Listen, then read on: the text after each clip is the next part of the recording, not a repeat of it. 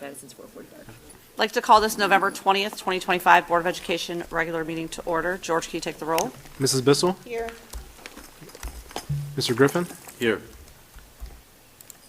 Mr. Micko? Here. Ms. Stawcheck? Here. Mrs. Hausum? Here. We could all rise for the Pledge of Allegiance.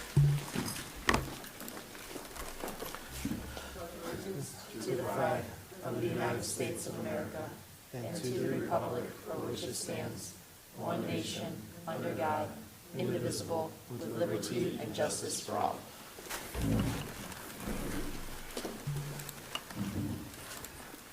Next on the agenda is strategic priorities. Our district has developed and is currently engaged in a 3-year strategic plan which reflects the values, beliefs, and hopes of our students, staff, parents, and community. There are 4 strategic priorities to the plan: transforming teaching and learning, aligning staff and resources, cultivating culture and climate, and leveraging funding and facilities. Our strategic priorities give actionable focus to our district's purpose and mission and guide the work of our strategic plan. Next, we have an agenda change. We have an addition of action item under Section G, Treasurer's Report, Item 2, New Fund for Fiscal Year 26. Next, I'll turn it over to Dr. Ryba for recognitions. Thank you, Mrs. Hausum. It's an exciting evening to celebrate some of our outstanding fall athletes, so I'm going to turn it over to Jason Kepler, our athletic director, to get us started.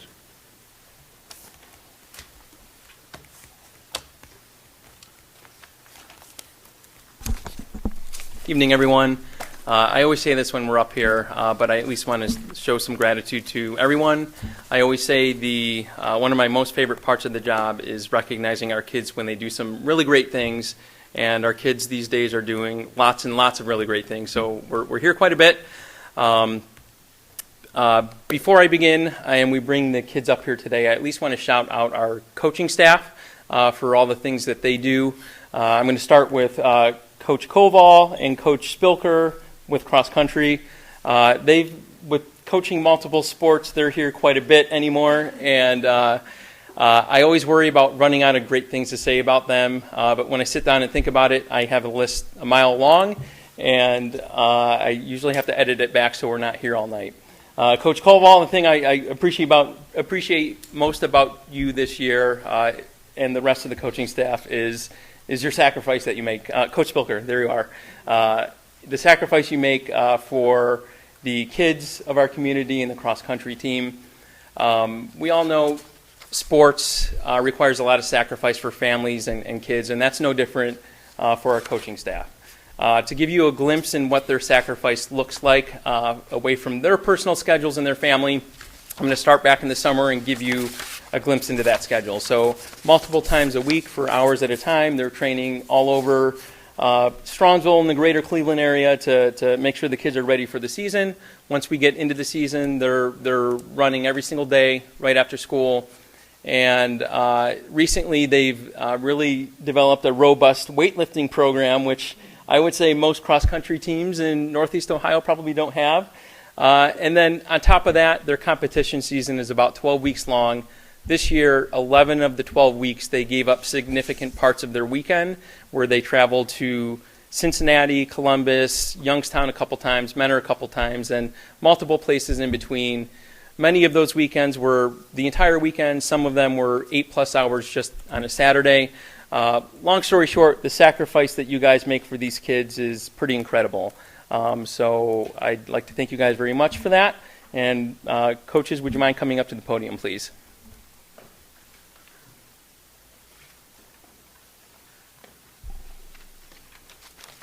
All right, I get to go first this time. All right. I'm just going to call Luke up here. Come on up, Luke. Stand with me. All right, Luke Weiland. He is our state qualifier, and as of Monday night, he also is our most valuable runner. Again, I'd also like to show some appreciation, so thanks for having us in today.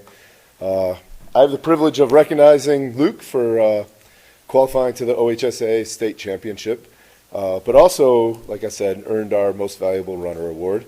And Luke just didn't run this season. He really did evolve from the end of the track season all summer long, and then by the start of the cross-country season, there was some big changes, and he was pretty determined. When he towed the line at Glen Oak, our first invitational back in August, he posted a 17:22, solid, respectable, but he wasn't satisfied with respectable. He continued to grind and put in the work. After week and race after race, he shaved a little bit of time off each week. And by the time we reached Strongsville, which is our invitational, which some of you I know I saw there, it's one of the largest events that we hold at our campus.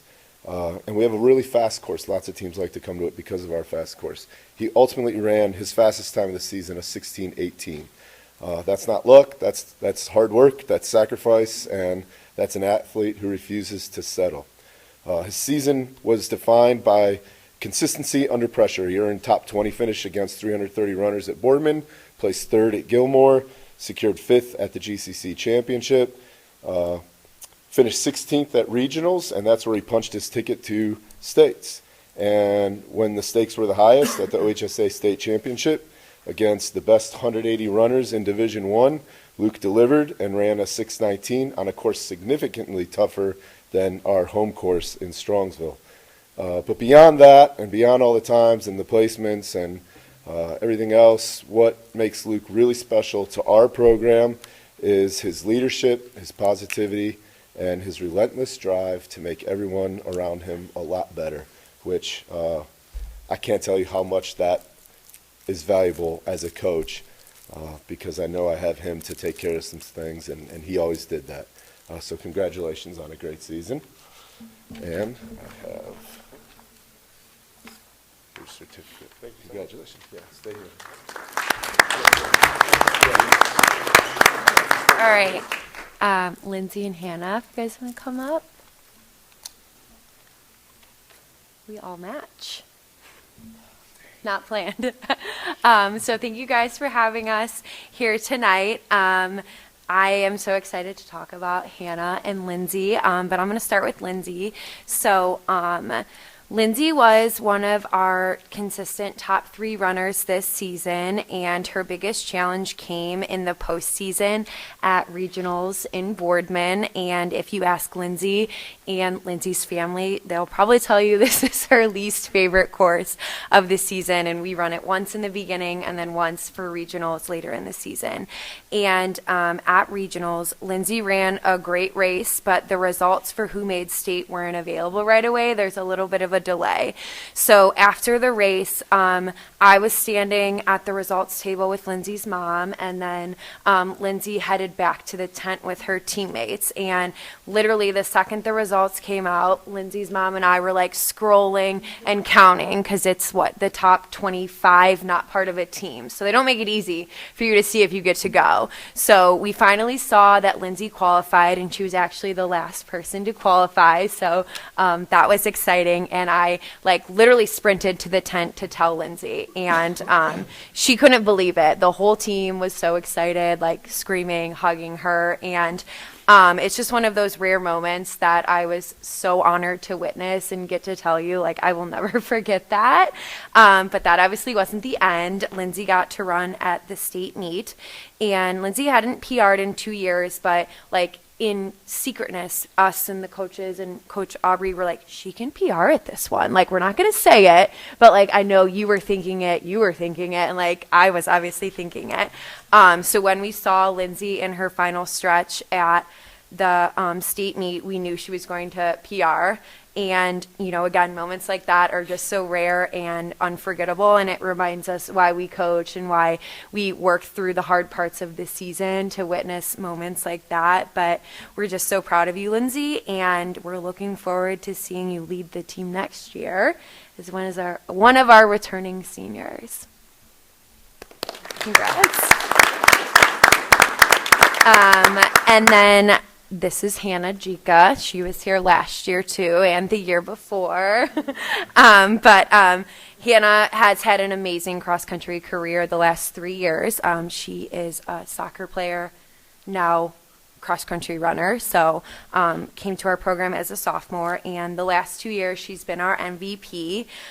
This year she earned 6 first-place finishes, broke her own school record from last year, was our conference and regional champ, and placed 4th at the state meet, which is the highest finish in school history. Hannah isn't just an incredible athlete. She's a great teammate. She's so smart. I don't know how she takes all of the classes she takes and competes at this elite level. But she always is looking for ways to get better. She asks us for feedback and pushes herself and the team to improve, which is a rare trait to have at such a young age. But next year, Hannah will be running at Villanova, and I know she'll continue to represent Strongsville with the same hard work and heart that she's done here for the last 3 years. On my drive over here, I thought of one last thing I wanted to share, and I don't think I told you this, but when Coach Koval and I went to the middle school banquet, and, we were pumping up the cross-country program to try to recruit everyone. Some of the girls were like, "You're Hannah Jika's coach." And I was like, that's pretty cool that, 7th and 8th graders in the district, look up to you. And, you deserve all the recognition in the world. So congratulations.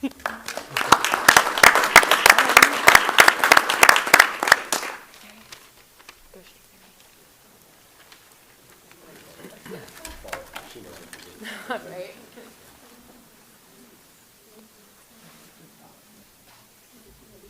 We're so proud of you. Congrats. We're so proud of you. Okay. We're so proud of you. Thank you. Coach, we're proud of you. Coach, we're proud of you.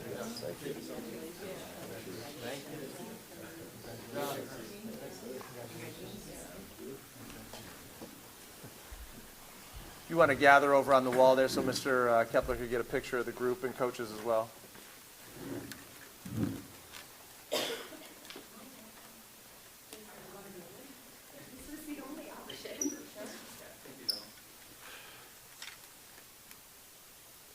We need to put one of those banners. We need to put up one of those banners there. We take so many pictures there. Like a banner that's in there.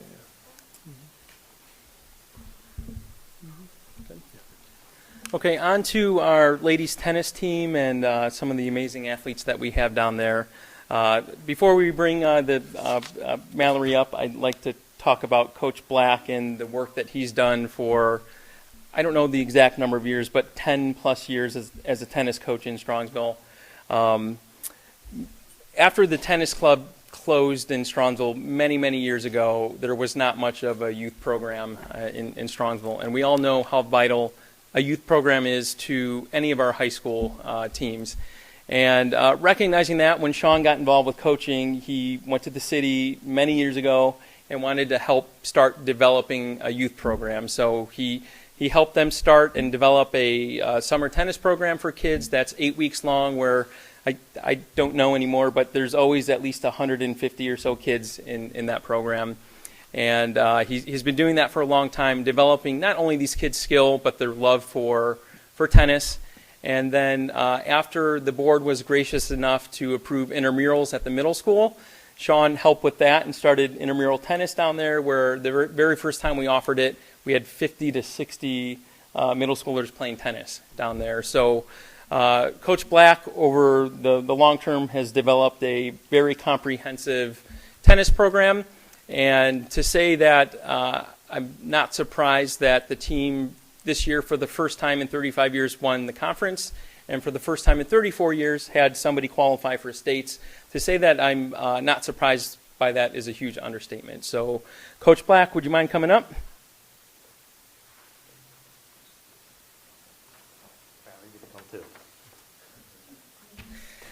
All right. So this is Mallory.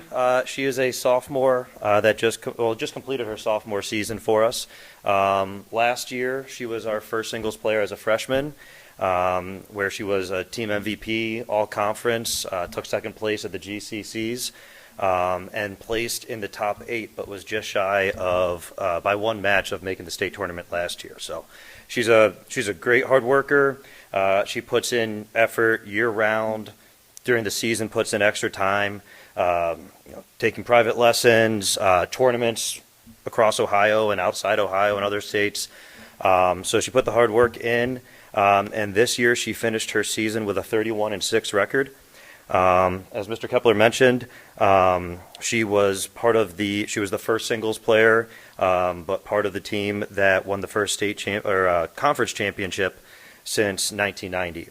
And as part of that, she was individually the first singles champion, and for the first time, I think before that, I don't even know when the last time was. Our records don't go back that far. So she was the GCC Player of the Year for her first place finish there, and first state qualifier since 1991. She was recognized by Cleveland.com as All Northeast Ohio second team. Of the 6 losses that she had this year, all of them came to state qualifiers. 3 of them were in the postseason, and 3 during the regular season. So a couple other accomplishments that she had just during her dual match highlights. Some district and state qualifiers that she defeated were Worcester, Jackson twice, Shaker Heights twice, both state qualifiers, Toledo Notre Dame, Avon twice, and Aurora. She took second place at sectionals with a 4-1 record at the sectional tournament. At districts, she went 3-1 to earn herself to be the 5 seed from Northeast Ohio. And additionally, in addition to winning the GCC tournament, she also won the Highland tournament, where she defeated a state qualifier from Highland. And she teamed up with her teammate Charlotte, who plays second singles for us, and won the Medina doubles tournament, defeating a state qualifying doubles team. So in addition to doing it at singles, she can do it at doubles as well. So in the championship of there. So ended her season down at Cincinnati, where she got to play at the home of the Cincinnati Open, which is probably the 3rd or 4th largest professional tennis tournament in the United States. So she had a great experience getting to play on the same courts as the professionals do in August. And look forward to hopefully a couple more years as she returns for her junior and senior year. So, congrats, Mallory.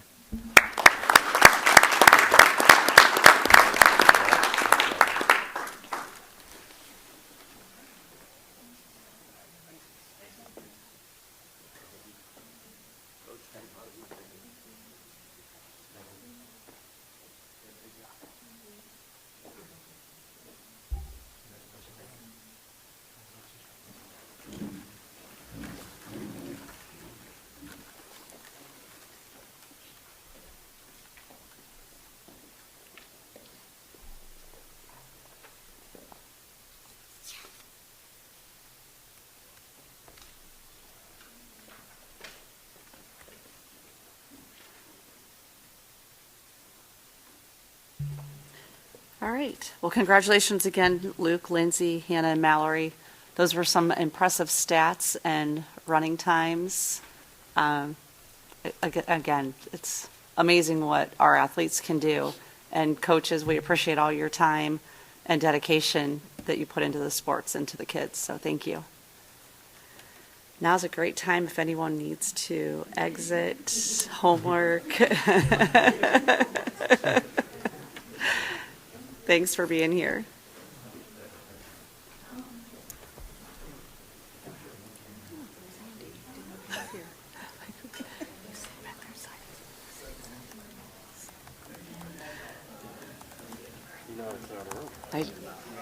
All I have to say is homework.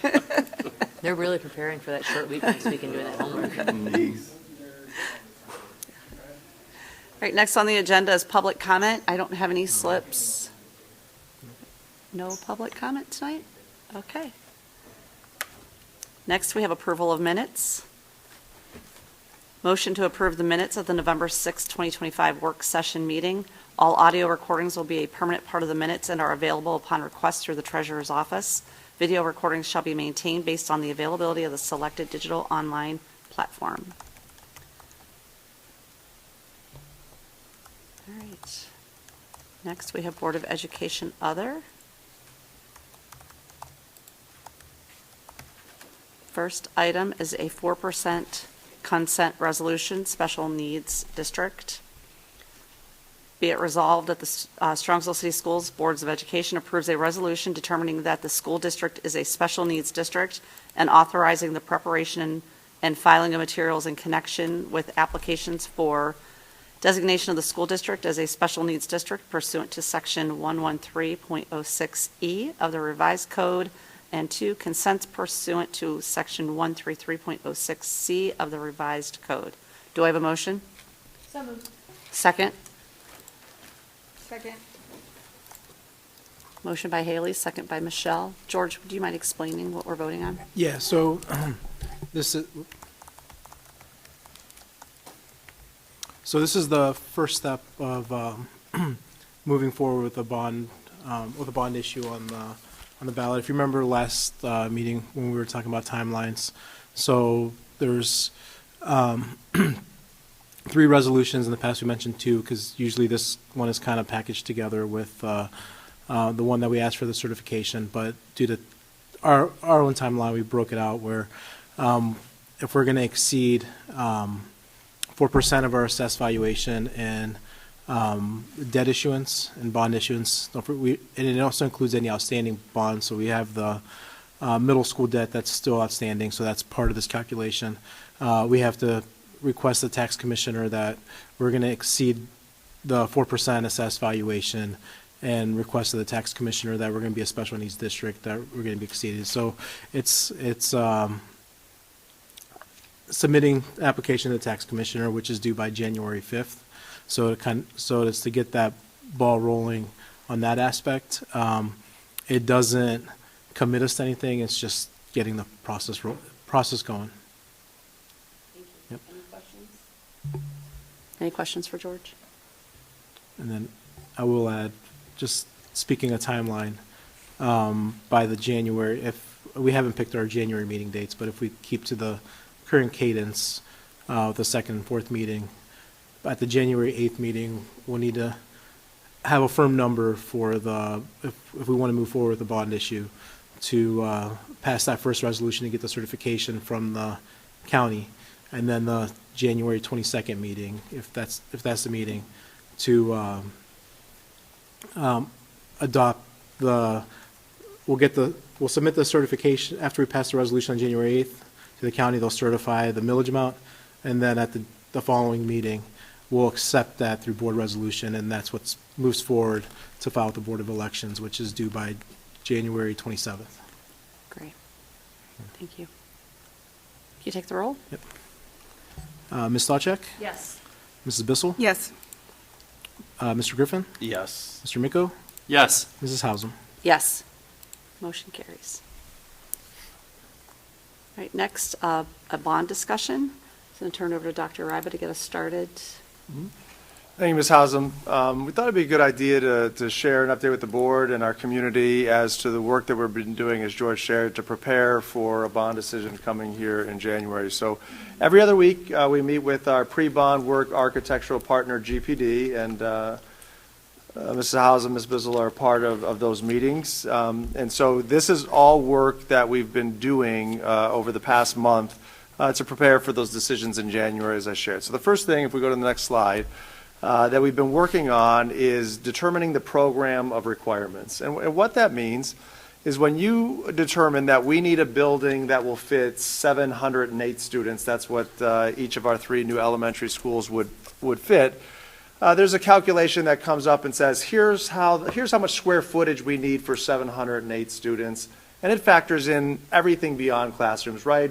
Bathrooms, HVAC, tech, gyms, art rooms, etc.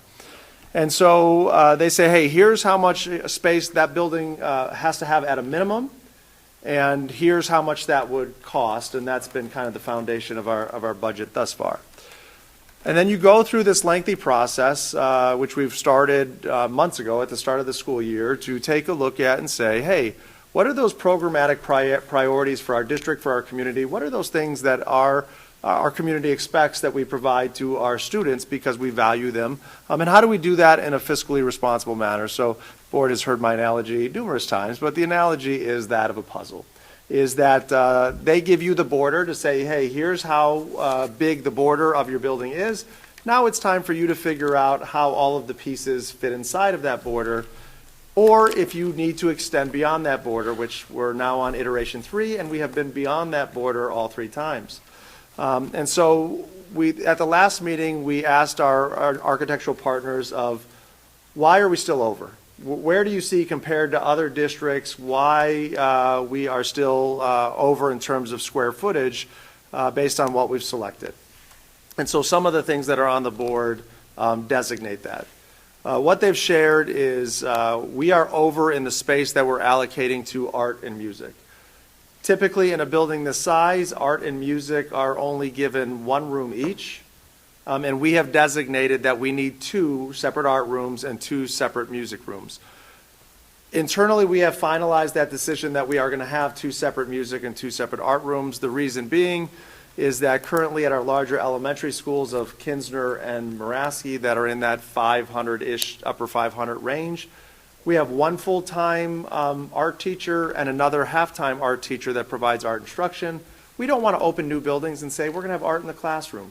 We want to have designated spaces, so when you go from mid to upper 500 student classrooms to 700 students, we're going to need 2 full art dedicated spaces. Same concept for music, plus you have to add on, we have instrumental music starting in 5th grade of orchestra and band, which would allocate space for that. So we know going into it, again, what are our programmatic priorities? Art and music are an important part of what we provide for our students. We're going to go beyond the border a little bit of what they say for art and music. The next bullet point is small group rooms. And so when you take a look at small group rooms, we've had to identify, we have a small group room would likely be an 150 square foot room that is room for an adult and about 6 to 10 kids. And so when you take a look at Title I services, reading support services, English learner services, we have Family First Solutions and Kids Hope and Mental Health Navigator and different small group space for students and adults to work. Originally slated there, we had told our partner, we need 12 of those. And so we've spent time over the last few weeks to be able to reduce those down. And I think we've gotten them down to 9. That we said, hey, we think we are adequately staffed for 9.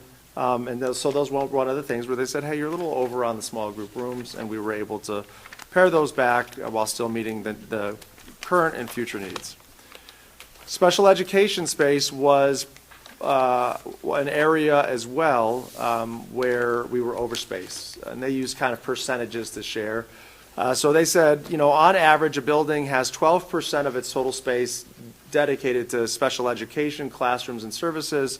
We are at 20%. And so they also qualified that we are seeing that number rise. Because of the needs of students, we are seeing that number rise. And so Andy spent a lot of time looking at projections to share, hey, based on the percentage of students in our district that are identified as a student with a disability, then breaking that down by students that have moderate intensive to mild moderate needs, how much space do we need? We had we had 8 total classrooms allocated to that at the beginning, and we've been able to reduce that down to 6. And we feel that those 6, in conjunction with other space in the building, will adequately provide space to provide those services for our students. Administrative space is something else that we've looked at. By administrative, that does not mean principal and assistant principal. That's anything that's going to be in the office suite. And so we've been able to take a look at that as well and determine what space that we needed. And then there's this concept of extended learning spaces. So extended learning spaces would share what space do we have for students to move outside of their classroom, to move towards more of a flexible environment with different seating, different tables, different configurations for students to work on things going on in the classroom or extend their learning beyond that. So that's a part where we're still, I would say, the things I've shared with you so far, we've narrowed it down to say this is what we think should be there. That extended learning space is an area where we're still discussing, and I'll be sharing with GPD that we would like them to give us some mock-ups of what this would look like to determine. We have to see it. It's so abstract right now that we need to see it to determine, Do we feel we need this extended learning space for each of our 6th grade levels? Do we feel we only need it for a section of a building? And what is our vision for use so we don't allocate hundreds of square feet to something that's not going to be impactful to student learning? The other thing that goes into this is the number of classrooms. So again, take 700 students that we're projected for, divide that by 6th grade levels. I don't know what that, it's 100 and something. And then you take, right? That's as far as I could get with that division problem in my head. So you got 100 and something. You divide that by 25, which is the average class size we're building these rooms for. And that says you're going to have 5 classrooms per grade level. So that's what we're building in each of these buildings, that 5 kindergarten classrooms, 5 first grade classrooms, so on and so forth, at that 25 students per class size. The other so what we want to make sure is we're building these buildings for 700 students. 700 times 3 is 2,100 students. Kinsner is right fitted for 500 students. So when these buildings open, should the bond pass in May, we will have enough room for 2,600 students. The last enrollment study we did was, I think 3 or 4 years ago. It was right after COVID ended. So we are starting to engage in an enrollment study that will be done in the next 3 to 4 weeks to be able to say in 2029, what do we project our enrollment to be? If we feel we're within that range of what we're building the buildings for, great. If we feel we're not, then we're going to have to make some space decisions there as well. And then as we take a look at other spaces, those are things like there's a lot of other things in there, like sensory rooms. How many sensory rooms do we need to have? For services like occupational physical therapy that have a lot of equipment, what kind of space do we need for them, for those support professionals? As well as one of the things that we're still on the fence with is should each of these buildings have a stage? So the stage is 850 square feet as a ballpark. That's the size of a classroom. And what we're challenged in our discussions is saying there are these things that are great ideas and nice to have, but what is the practical use of those, and where do we see that they fit in? So that's an example of the other space. Our next steps, we had a meeting today with our administrative team. Again, we've got clarity on some of the decisions that we've made. We will give that back to GPD and say, here's decisions that we're locking in. Here's things we need some, so like with the stage, there's a lot of ways that you could work that stage. So how could that look in flexible space? Like Andy shared today, his kids go to a school that was recently built where the stage is at one area, and then it goes into the lunchroom, which then there's a movable wall that goes into the gym. That creates one very large space, which is interesting. Is that correct, Andy? Yeah. So that's interesting concepts that we want to take a look at as we narrow in.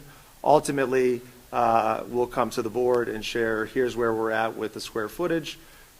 Here's what it impacts on the cost, and give you the time to make some decisions as to determine whether or not we need to fine-tune that at all.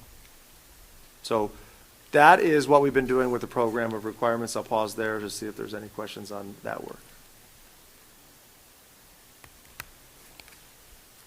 Any questions? All right, so with the next slide, as you know, part of this bond project would be the renovation of Kinsner Elementary School. We had a conversation with GPD last, now that we're starting to narrow in on the spaces of what would be in the new buildings. Right now, Kinsner is just slated for infrastructure upgrades, which means it's a lot of behind the walls, behind the ceiling kind of upgrades. So we've asked them to bring to us concepts that would create equity between the new buildings and Kinsner. And so that becomes challenging, right? If you take a look at Kinsner, it's a landlocked property. There's not a lot of space. Some of the open space, if you built additional rooms in there, it would block out natural light from some of those interior corridor rooms. But we'll leave that to the architectural experts. Just to put on the radar of the board, is at our next meeting with GPD, the hope is that they will say, here's some enhancements that go beyond just infrastructure upgrades and new paint and some minor renovations, to say, here's some new and exciting spaces we're putting into the new buildings that we think we could replicate in Kinsmer. So that's the update on Kinsmer. And then moving on to the final update, and this is the part where we are going, I want you to be thinking about that last question in yellow as we go throughout this. Are there any SAO and preschool considerations presented that you don't support, or it should say, or need further you do not support any further exploration. So that's kind of what we want you to think about. The original concept for Muraski was that it would be a combination of having the preschool all in one place, as well as the administrative office building. As we've gone through and done work with GPD, what we have discovered, we've asked them now, just design what it would be if it was preschool only. If we said the administrative office isn't going to move there, design Muraski just to be the preschool. And we've gotten that with the collaboration of Sierra, our preschool principal. We've gotten that, so we've said that design is good. It fits all of our needs that we have at the preschool. And GPD came back and said, based on our projections of that combined SAO and preschool, if you just do the preschool, it'll reduce the price tag by $6 million. So that spurred a thought for our team to say, combining the preschool and administrative offices at Muraski is not really saving us much money. It's the same amount of money just put on one location. And is there a benefit to keep the preschool just the preschool and not intermingle district work and district traffic with our preschool students and families? And so that's still an option. We go there, we combine it, it'll work, but it's not a cost savings based on the majority of the building needing to be demolished because it's old. So that goes to number 2, which is that we only put preschool at the Muraski site. And as I said, that would provide a $6 million estimated project reduction. So the next train of thought is, well, where do we go as an administrative office team, because this building does not have a long lifespan just because of the infrastructure issues. When I say infrastructure, that means our boiler is going, our roof is going, and the north wall is separating from the rest of our building because the foundation is sinking. This has nothing to do with appropriate maintenance of our building. These are structural issues from years past that are now rearing its head because the building's 50, 60 years old. So with that, we've got 2 options to consider. Do we lease or do we build a new administrative office on where we're at right now or on other vacant sites that we have? So I'm going to turn it over to George that's going to go through those options for the board. Thanks, Cameron. So kind of did an analysis of a lease versus build. If you recall back in the spring, summer timeframe, we were looking at potentially leasing office space from an empty office building, a vacant office building here in town. The proposal that we got was 24,715 square foot office area. The lease base rate for that proposal was $7.50 per square foot with a increase of 3% annually. An additional $2.25 per square foot for annual insurance and maintenance of the building, and then the total cost over 37 years. And the reason 37 years, that's what it would be if we would have had a bond issue against it.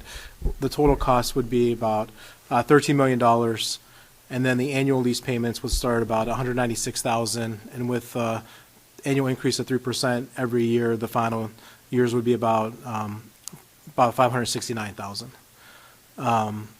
So looking at a build, if the build was $6 million from the Muraski project to build a new SAO building, if it was based on a 37-year bond issue, so think of a mortgage, you have the principal amount, which in this case would be the $6 million, plus whatever the interest rate, you're going to accumulate interest. So an estimated interest rate of 4.751, which was from our municipal advisor. So total principal would be $6 million. That line should say total interest of 7.7. Cameron, would you be able to correct it as I'm typing? Total interest of 7.7. So altogether, total cost about 13.7 million, and the annual principal and interest amount over 37 years would be about $371,000, which would equate to about 0.16 mils. So based on those two analysis, it would cost about $700,000 more to build over the 37 years versus leasing, but the lease proposal does not include any costs if we were to retrofit or do any improvements to a site. Looking at some pros and cons, I guess moving on, is there any questions before moving into the pros and cons? Looking at the pros and cons, pros of a build, it would be we would have a tangible asset owned by the district in a permanent administrative office space. We would also have, also not a bullet point, Dr. Abel will talk about at the end, but we'll also have, we can preserve one of the district's properties as in current legislation. If we would move away from a building or property, that we would have to sell it at fair market value to a community school. So we would able to preserve a site as well. And then a con of building is a slightly cheaper option to lease by $700,000 over 37 years on current factors. However, retrofitting costs are not factored into any calculations. And then George, I think you skipped through the lease one, unless you did while I was typing. No, I jumped ahead. Yeah. I thought it was out of order. I was doing it. So now going back to the lease pros and cons. One of the pros of leasing, again, as I mentioned, it would be the slighter, cheaper option over the 37 years. However, it doesn't have the retrofitting cost. And then the cons, which are also the concerns that I have, is based on our current forecast. Anytime we enter into long-term multi-year obligations, we have to certify that the funds are available. Based on our current forecasts, now we're only in a positive for 2 years. So I don't see us being in I think we'll be in this trend for a while, kind of year to year based on how school funding is. So we won't be able to enter into any long-term contracts. It would be the smaller either annual renewals or year to year.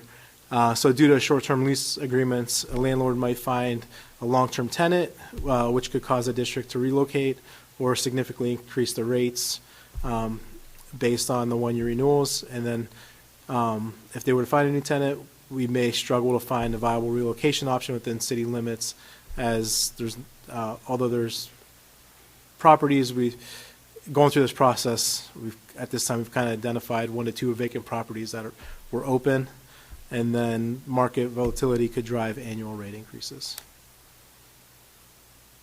Any questions on any of this before I turn it back over to Dr. Ibo?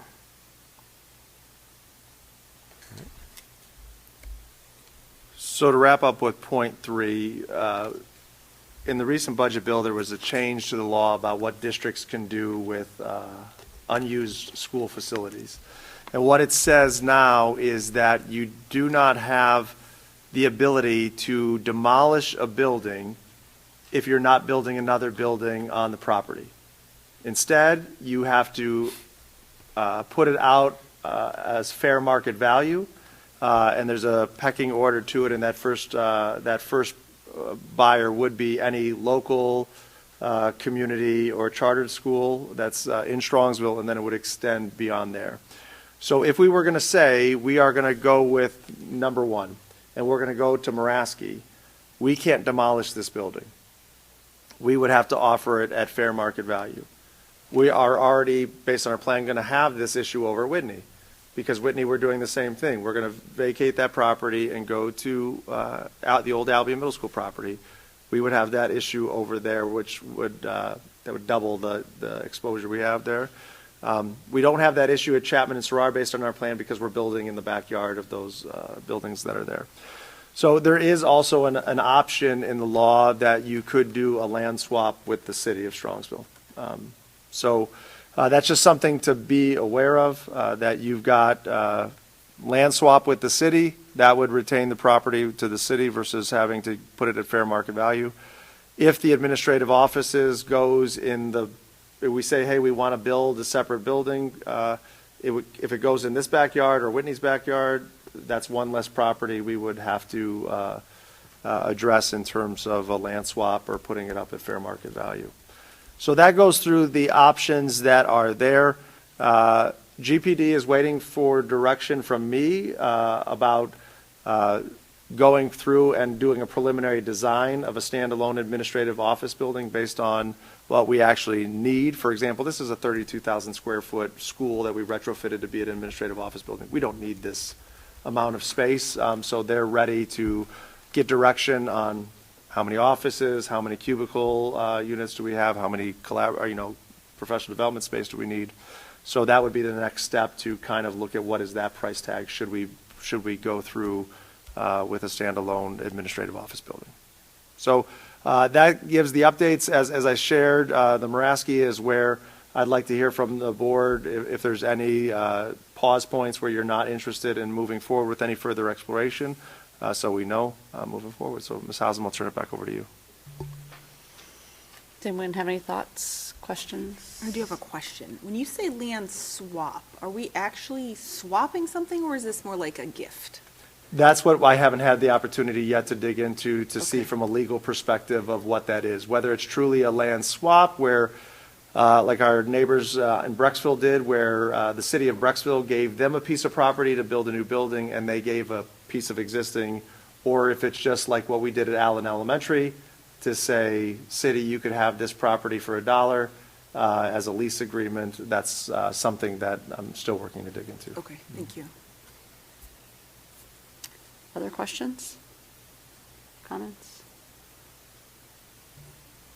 Yeah, I guess, Cameron, have you had a chance to talk to your team that's here at this space? Have they given you any feedback on how they would like their workspace to show up, whether that's with the preschool or not? I don't know. Have we talked? I don't remember if we've talked about it. I know we've talked about so much stuff with construction lately. I don't think we've talked about it. So we talked about it in the past when we were looking at the Rite Aid building. So we took a look at that space in terms of, more of a fit plan and which departments need offices, which departments could have shared space.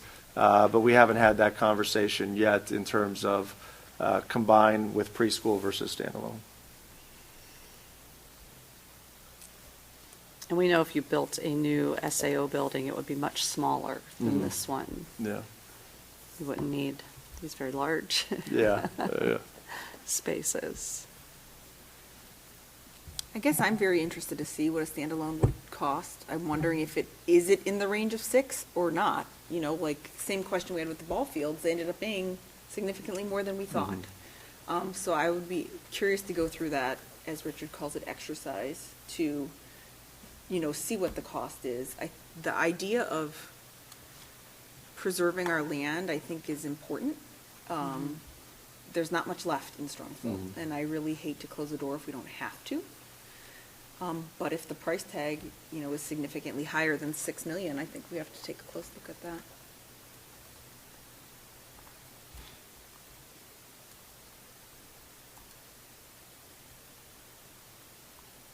Any other questions, thoughts?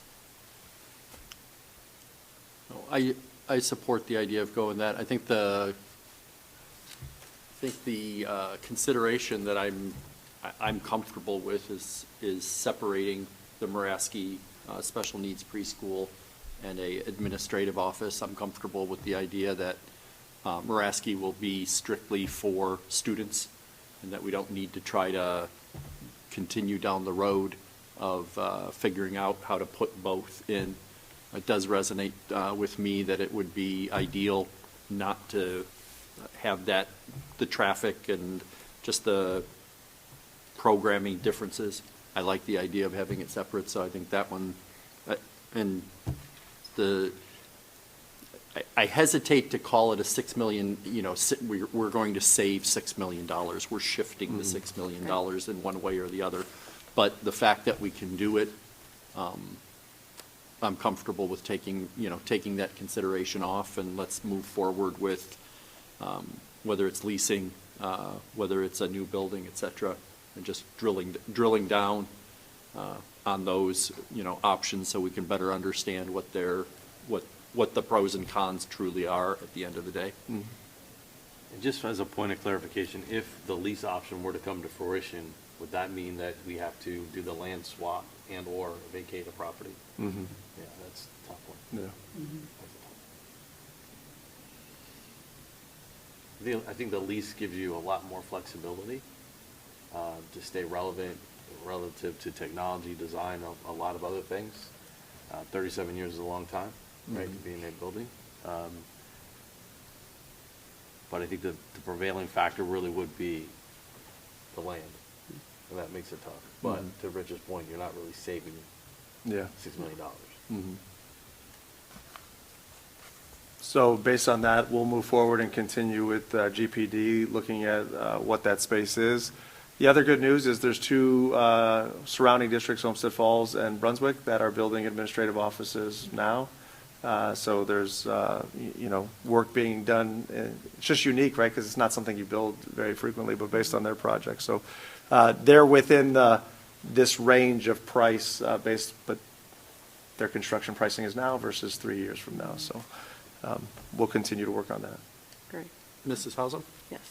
I would just like to share maybe a little jealousy for Cameron and his team, but I think we're losing an opportunity to say how exciting this is. And Cameron enjoys his analogies, and I understand he has the puzzle analogy. I look at it like, I remember when my wife and I first started our family, and we had 2 kids, and we had the bungalow in Parma, and we didn't know what to do with all the room. And then the 2 kids weren't 2 kids anymore. And I think there's a lot of similarities to that, where we get the opportunity to say, our family of students, how do we want to plan for them?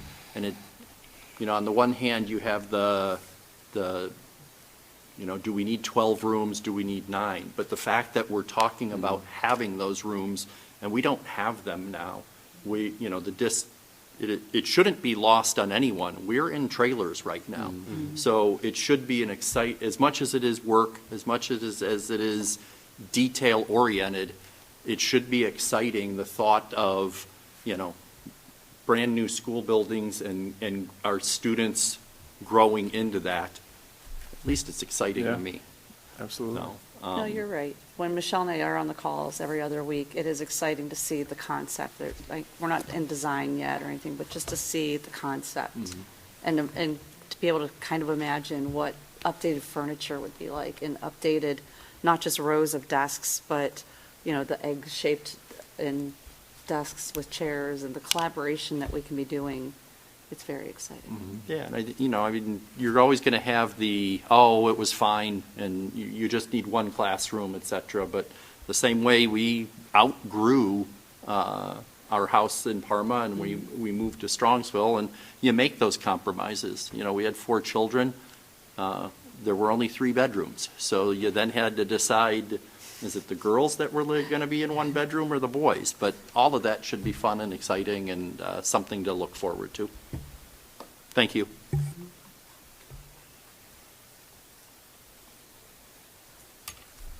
All right, anything else on the bond project? Okay. Moving on, I will turn it over to George for the treasurer's report. Thank you, Mrs. Hausum. I have a few items for your consideration tonight. The first being the monthly financial report for October. I'll go over the supplemental report like I usually do. Just give me a second.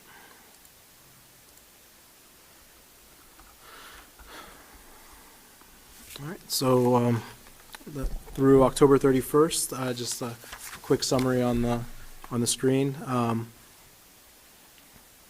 Total revenues were about $3.1 $1 million year-to-date. Total revenues are about $3.1 million less than the previous year. Total expenditures are about $2.3 million higher than the previous year through October, and the cash balance is about $8.6 million lower than the previous year. And I'll go into more detail as we get to these sections. And then compared to the forecast, revenue is trending about $1.2 million higher than forecast. Expenditures are about $1.6 million less than the forecast, favorable, with a net potential gain about $2.3 million. However, we'll still be spending more than what we're bringing in, about $9 million.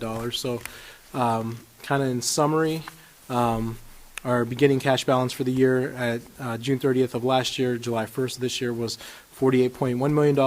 Our cash balance, predicted cash balance, will be about 38.7. So projected deficit spend down to 9.4. So early in the year, we'll still hopefully have some budget efficiencies, and throughout the year, or we'll see how our next half collections go as well, to see if there's any changes there. But as we're doing now, we'll continue to monitor and report out monthly. And then also wanted to point out on this chart, if you look the blue, this is the current cash balance. The gray was the previous year, but just the trends from year to year, where this is the time of year where we'll start getting low on cash balance, because our majority of our revenue is based on property taxes. So those collections are July and August, where we see an increase in cash, and then it's spent down through September, August, November, December, and then the middle of January we get a small advance. February we'll get a larger advance, and then March is the settlement. So you kind of see the trend in February, March, where it dips back down, and then April through middle of July it kind of gets spent down until we get those next. So that's the cycle. So just kind of wanted to point that out. And then lastly, before I get into the discussions, as I mentioned last month as well, due to legislative changes, the forecasts are now due earlier and must align to districts' annual budgets, whereas last year at this meeting in the past is when I presented the November 5-year forecast, and it was based on trends versus kind of tie into the annual budget. So that's kind of where you're seeing some of these discrepancies now, is if as we get into the year where we have some of these changes, we were able to account for them. And then this year's budget, it was due in October. We presented and submitted in September using August data, which is 2 weeks into the school year. And although on the surface some of these numbers might be big, because we're talking about millions of dollars, but in perspective, while a $1.6 million variance on a $95 million budget may sound significant, but it's only about 1.6% variance, which is comparable to receiving $1.60 and change when spending $100. So just kind of wanted to put that in perspective.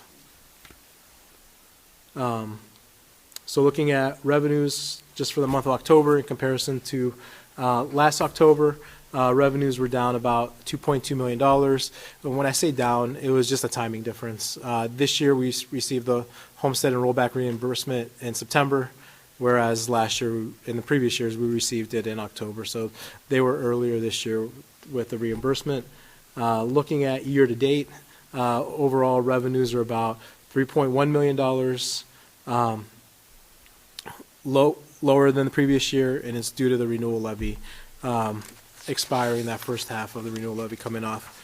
And then also, this was in the news, but in October we received about $882,000 back from the county, which was not expected, and it was done after the forecast. And it was based on, they did the 6-year reappraisal, and they had savings when they did that reappraisal. The cost, they did a lot of the work in-house, which they returned funds back to the government entity. So we received about $800,000. I think the city received about 200-some thousand. And these are fees that come out of our statement every year that they apply. Not every year, every settlement, so twice a year. So they kind of accumulate, and they were able to return those. So that was a nice addition. And then the other increase, which is also factoring in the state revenue is that because of our 4.5 star rating on the state report card, we got about $300,000 as a performance bonus from the state as well. So those were the two things that kind of attributed the revenues being higher than forecasted. Expenditures. October compared to last October were about $893,000 higher. The biggest area was purchase services, and that's more of a timing. So rather than looking at the month, it's better to look at year-to-date. So looking at year-to-date October to last October, we're about $2.3 million higher. We're about 7.7%. Salaries and benefits are the largest increase of 1.5, and those are due to our negotiated agreements and the increases year over year. Purchase services and other expenses are higher, about $784,000 higher, and some of the increases there are professional services, which include nurses and OTs and PT therapies. Services are about $173,000 higher. Our utilities are about $200,000 higher. Our special education placements are about $175,000 higher compared to last year. And textbooks we spent, this is more of a timing, that we spent about $200,000 in textbooks through October in comparison to last October. Trending in comparison to the forecast, as I mentioned, we're about $1.2 million favorable to the forecast. The state revenue is due to the performance bonus, and then other revenue is due primarily to the county reimbursement. And then for expenditures, we're trending about 1.6 million or 1.6% better to the forecast. The largest areas of savings is in salaries and benefits of about $1 million, and some of the factors there are salaries are about $700,000 below the forecast, and benefits are about $340,000 below the forecast, which is due to some open positions that we have and kind of attrition. So our substitutes were about $125,000 lower in salaries and $175,000 in lower in benefits, primarily due to the full-time substitute positions remaining unfilled as substitutes cover the teachers' as our current full-time substitutes are covering teacher leaves. And middle school salaries and benefits are about $147,000 lower due to parental leave, open positions, and a budgeted intervention specialist placeholder position that we haven't had to fill. And then the other bigger increases in transportation were about 180 lower in salaries and benefits due to open positions and attrition. So that concludes the monthly report. If there's any questions. Any questions, comments? All right. So Thanks, George. moving on to the agenda. We have a new fund for fiscal year 26. This was the change to the agenda. In the next section, we received a grant, and this is to account for the grant in its own local grant and cost center. Be it resolved upon the recommendation of the treasurer that the following new fund be approved for fiscal year 26. Fund 19, Special Cost Center 9110 for Ohio STEM Learning Network STEM grant at Chapman Elementary. And then the next section, 3, approval of 2 grants for that STEM classroom grant of $2,500. It's one that our gifted intervention specialist or gifted coordinator Lauren Skoda applied for the challenge 24 challenge, Fun, Fast, and Fierce Math for All at Chapman, which is the cost of the supplies and materials for that. And then there was an SEF grant award for Soror for their Aero Garden for supplies for $302.89. And then item 4, changes to the permanent appropriation. The changes include the 2 grants that were listed, and also a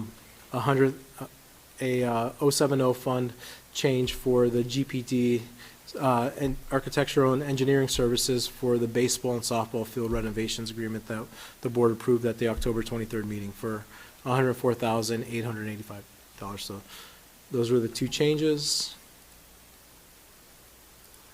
And the last item is, this is an annual resolution for the county to accept their real estate advancement program.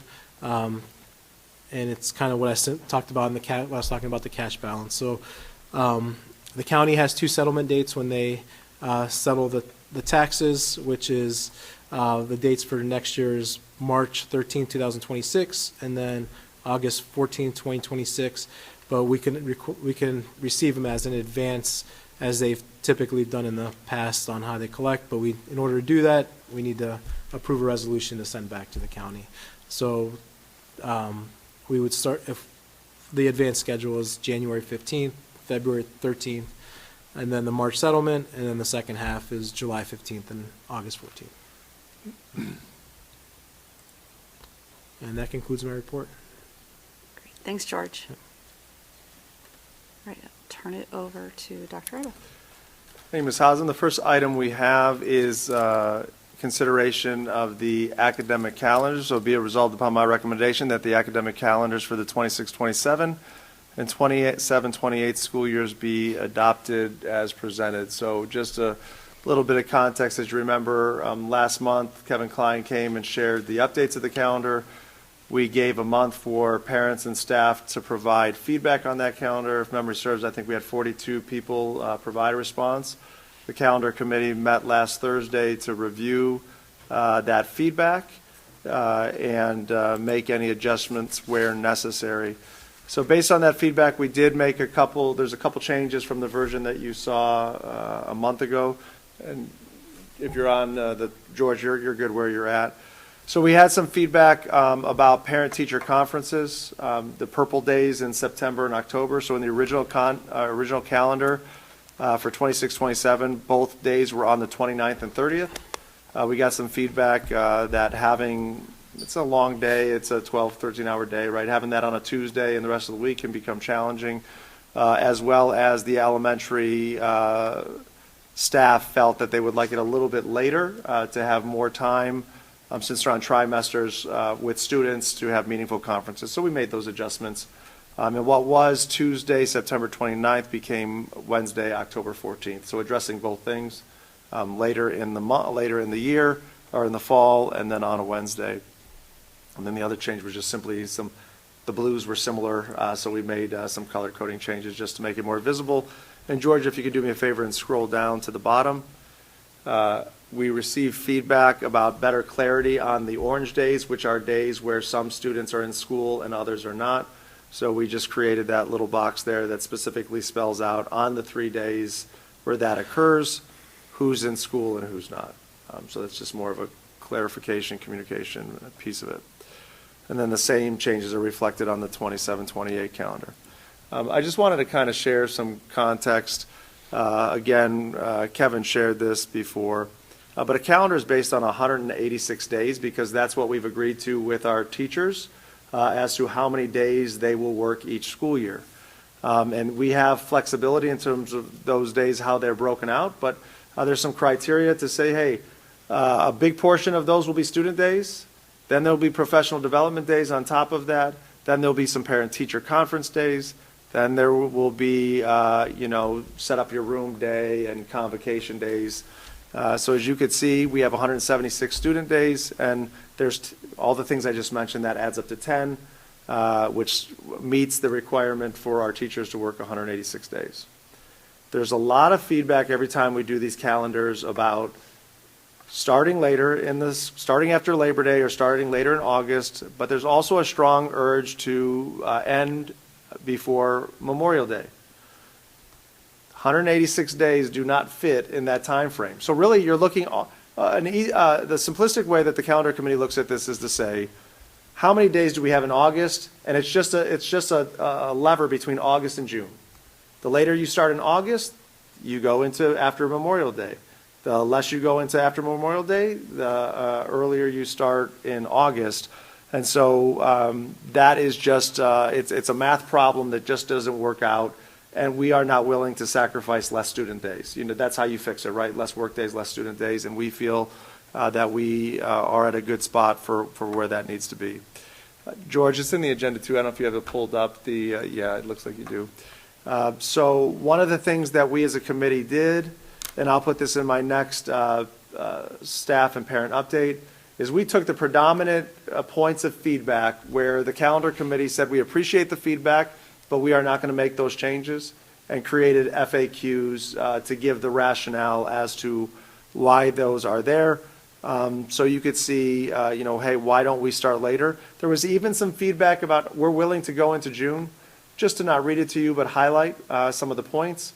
If we start later, that's going to push high school midterm exams after winter break, which means students are going to have to go back to preparing for exams during winter break. They don't get to enjoy that.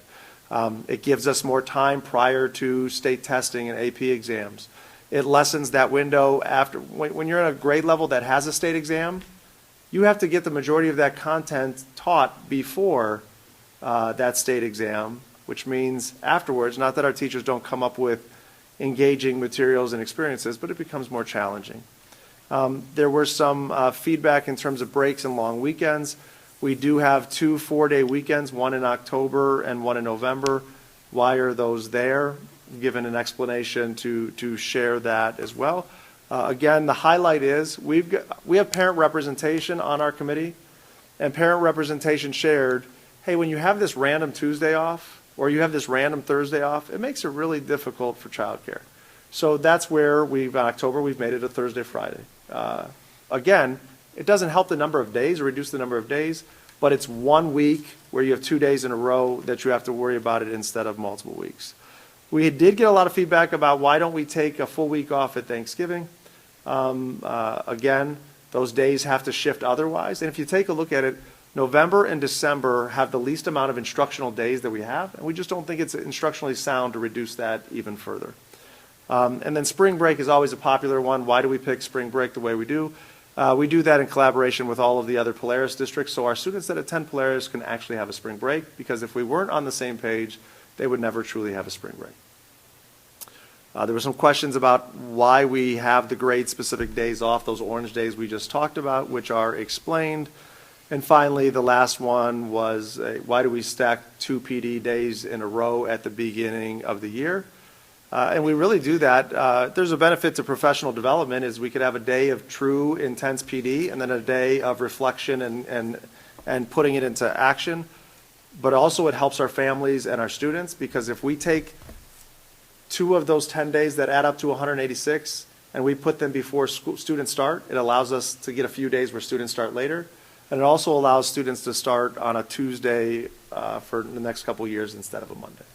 So we'll put those out there so everybody could see. But this is a consent item, so it's not going to be a vote right now. But if any questions or anything that I didn't cover that you want to ask me while we're on this agenda item. I just have one question about the specific grades that attend. I know you have a description there, but in this previous 2-year cycle, it was like K-6 and then 7-12 were the same. Yeah. But I see now we have one day where only grade 6 through 8, and I'm hearing the screaming happening in my house over this. So can you please explain how we landed on just having 3 grades go? So it all has to do with May Election Day. So there was a strong push from the committee that why do we say we can't have schools open on November Election Day, but we allow them to be open with voting in the majority of our buildings?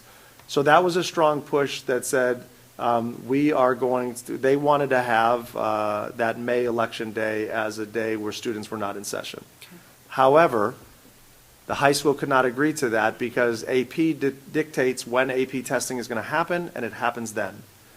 So we made the judgment to say, if we feel this strongly, then May 4th, for this example, will be closed for pre-K to 8, but open for the high school, which meant I need to have a date in there where, if you look down the right-hand side of it, there's a day where a grade is just, or a level is in session.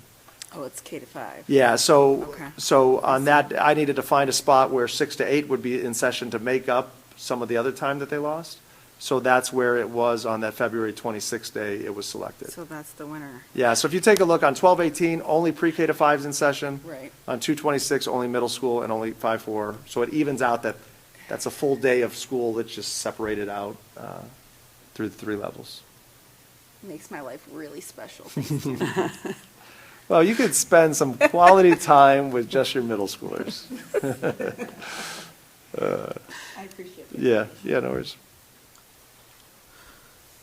All right, if there's no other questions on the calendars, moving on, as everyone is aware, at our last work session, we had presentations by two communication firms, AdCom and the Impact Group, about partnering with the district to help support communication services for our master facility planning project, as well as overall communication as we try to not only effectively communicate to our parents and stakeholders that are connected to the district, but the 76% that don't have that direct connection. So the board has reflected on that, shared their thoughts via a survey, and Mrs. Hausum, I'll turn it back over to you to guide the discussion. We've set this item as a fill in the blank because you've set your feedback to me independently of others. I've shared the culminated themes with you, but we've got to determine here which communication firm will go in that blank, and then obviously their rate of payment will follow. All right. Well, after reviewing everyone's feedback, it was pretty clear that both firms offered valuable but different strengths that aligned with some different phases of our work. Impact Group, its strong experience with school districts, clear understanding of the legal requirements that we're facing. I feel like they could probably start quickly with minimal onboarding. But then AdCom is, they bring more modern, long-term communication and branding vision. I mean, everyone provided really great feedback on both firms. Does anyone else have any comments or questions about the feedback? Can we just straight share like a summary of what the data, when you culminated it, told us? And Sure. I have it open somewhere in my tabs. Let me pull it up. No, I've got it. All right.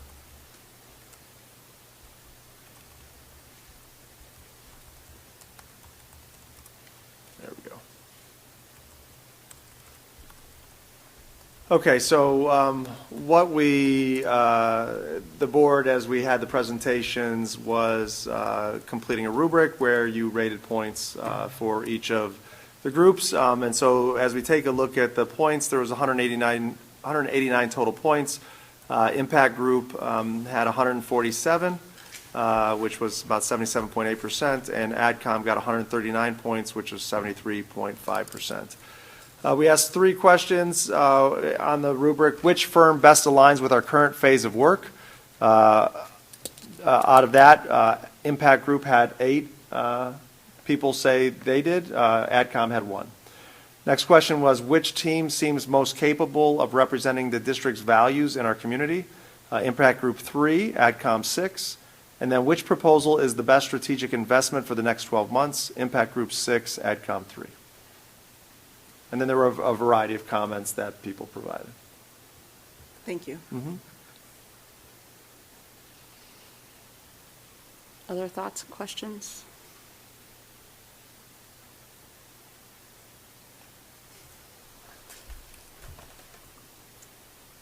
I can share what my thoughts were. I think that was a fair assessment of Impact Group if we're looking short-term in terms of, funding type of communication, specifically because they know what school districts need and those very strict laws that we now have to follow. However, my opinion was that AdCom over the long haul was probably a better fit, to the point that says which matches our values better. And the one thing I liked about them specifically was that they weren't working primarily with schools, and I think what you get with that is a more out-of-the-box approach. And I think we struggled to get out of the box with communication, I think sometimes, especially with the last couple of levies. And it's hard. It's hard. Communication is a hard piece, especially with the ever-changing media and all the things. You know, we had the post, now we don't have the post, things like that. They appealed to me because I think they bring a wider perspective on what's out there, what works, what different kind of context different things work. I think they had some more specific examples about getting out into the community, those type of things. And I was approaching this from the perspective of not just now, because I don't think this goes away. I don't think the need to tell our story goes away. I think it's been ongoing and needs to be ongoing. So I was looking at it as a whole perspective, and so I was preferring AdCom. I could certainly make the argument we could do impact group short term and then transition to AdCom long term, but then you're adding a transition in there. Do we really want to build a relationship with one, abruptly stop? And what happens if our funding needs last longer? I worry about making a transition. So that's how I came to the decision of, I think I'd like to give AdCom a shot. And that's what I was thinking, what you said before. You just said, give AdCom a shot, like short term, bring in the impact group, let them hit the ground running, and then gradually phase AdCom in. I don't know that there's any phasing. I mean, can we overlap their contracts? Yes. Okay. I was going to suggest, we need to make a decision, and Impact Group has the experience, and we have a time is of the essence information campaign. But this is just the decision on November 20th, and then whenever it's reasonable, we make another decision. And AdCom, I do think brings a lot to the plate, but I kind of look at this as the same way we do our legal firms. We want to get the expertise for the time and the subject matter. So I'm just, I would suggest we go forward with Impact Group, and then when the time's right, the board can revisit the decision. We're not making a permanent decision. We're not making a forever decision. We're not even making a one-year decision. We're making a today decision. So that's what I would support and recommend. I like that the impact group works specifically with Brunswick, which is our neighbor, and knows the area, knows the rules, knows the laws, knows what people in our area want, whether it's over a county line or not, but what our specific area is, and already has that framework built, as opposed to having to do like a litmus test to figure out what that is, and seeing what did work for them, as opposed to not just what they did, but what actually worked for them.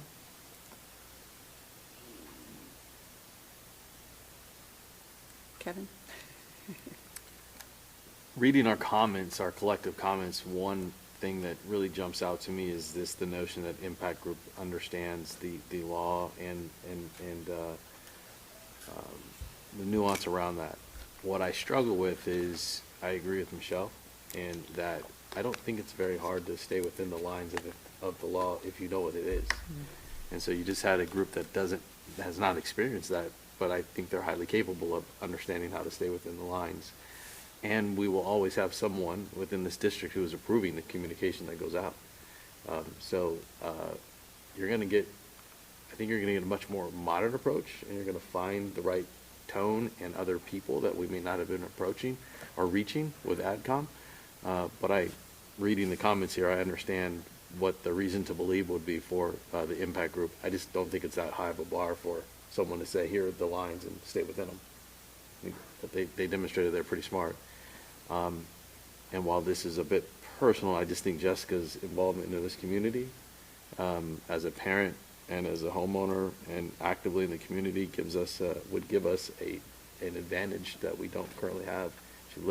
She is the voice, and she knows it better than everyone else.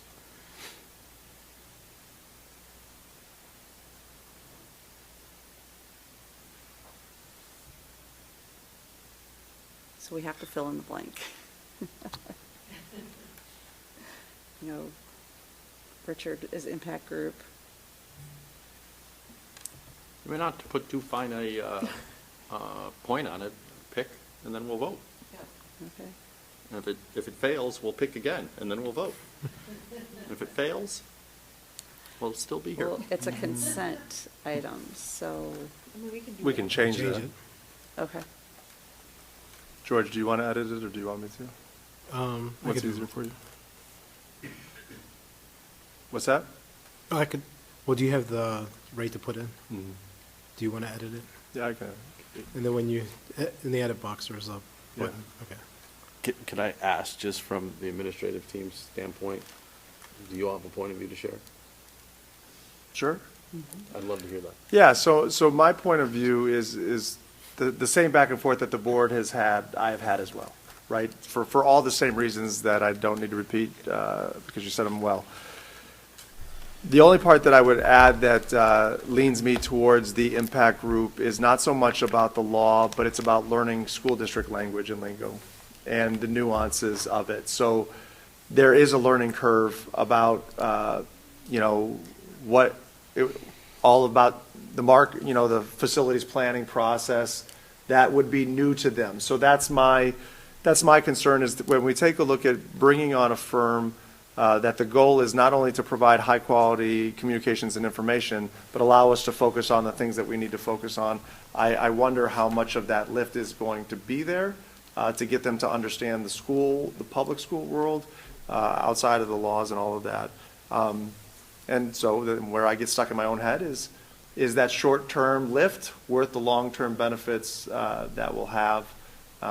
But right now, if you're asking me for my strict opinion is the impact group for the short term, and then you make that transition for all the reasons that you said. Because I believe although the long-term benefit may be stronger with AdCom, I don't know if we have the time to go through that between now and the next 6 to 8 months. Jenny? I would agree wholeheartedly. I think I shared when we met with them, I'm concerned about the lift. I think when we met with the facilities committee as well, they are also concerned about, the lift as we look at, communicating this information and how much we are going to have to share and provide and clarify and make sure is clear. And so, working with the impact group in the past, like Cameron said, they have a real clear picture of district language, and especially the pieces that we've been working on through our strategic plan and those kinds of things as well. But I also agree with what you all said as well. I think it's kind of exciting to hear what the AdCom group could bring, and a new perspective, a fresh perspective, long-term, as we continue to make sure we communicate our story. George? Yeah, I was similar to what Cameron and Jenny had to say too. With I do like what the AdCom group has to bring to the table, but in the short term, just kind of where we're at, kind of hitting the ground running, and just the knowledge of school districts, how, as Cameron mentioned, the lingo and the knowledge base on that to get moving from the next few months. But where the impact group could benefit us, but in the long term, as we continue to evolve our communication with our different styles, I think there's a lot there. The AdCom has a lot to offer based on, I like their messaging pillars and the whole suite of their business that they have, that they're able to offer as well. So it's kind of conflicting on both aspects, where they both had positives that were hard, and I had them rated closely together, so. I think the timing is just the biggest part. I feel like we should, obviously we couldn't have done this months ago, but it would have been great to be able to do it months ago, so it's time's of the essence with all things with it. I'm going to muddy the waters. It's okay. No. Great, yeah. So if you take a look at AdCom, and we would have to verify this, right? Their cost structure is just an hourly rate. So there's nothing to say that you can't use both firms to provide services that we need. Because you've got one, Impact Group is a straight monthly rate. And so I don't know if it has to be an either or, it can be an and. So what I would suggest is that the board gives direction for tonight for, who's going to do the master facilities work that we're doing. But I don't think that relationship with AdCom, since there is, everybody said, hey, they offer a great value. You can use them as another vendor that's utilized for specific things because it's a flat hourly rate. It's not an extended, we're going to pay you this much, so. So for clarity, the impact group, what is the deadline or the end of their contract? It's whatever we set. Their fee structure is $5,000 a month, and that equates to 40 work hours a month. That's how their structure works. So it would just be whenever we determine how many months they will be utilized. That's up to us. So, but we're not doing an annual contract? No. It's a per month. So I'd suggest and see if there's board consensus. Let's move forward with the impact group. It's a month-to-month contract, and then when it's time to pull the trigger on other tools, the board will pull the trigger on other tools. Ms. Hausum, would you like me to put that in the agenda and then? Yes, okay.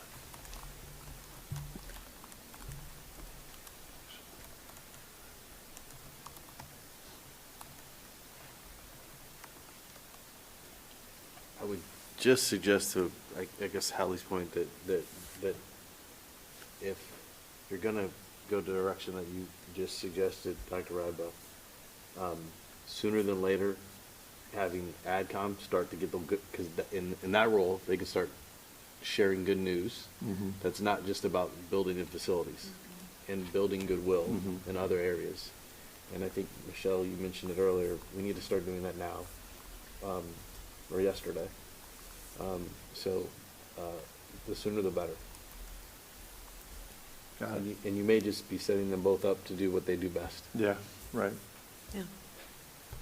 George, if you refresh, I think it's there now.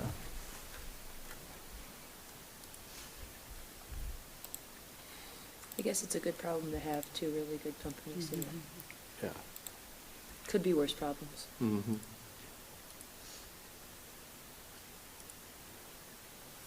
The fact that we all hated the idea of having to give them numerical things to vote it too, that was so stressful. So be it resolved upon the recommendation of the superintendent that the Strongsville City Schools Board of Education will contract with the Impact Group for communication services at a rate of $5,000 per month. Do I have a motion? So moved. Second? Second. Motion by Haley, seconded by Kevin. Any other last comments or questions? Hearing none, George, can you take the roll? Ms. Stavcek? Yes. Mr. Griffin? Yes. Mr. Miko? Yes. Mrs. Hausum? Yes. Mrs. Bissell? Yes. Motion carries. We do not have any business under business services, so we'll move on to the curriculum report for the month.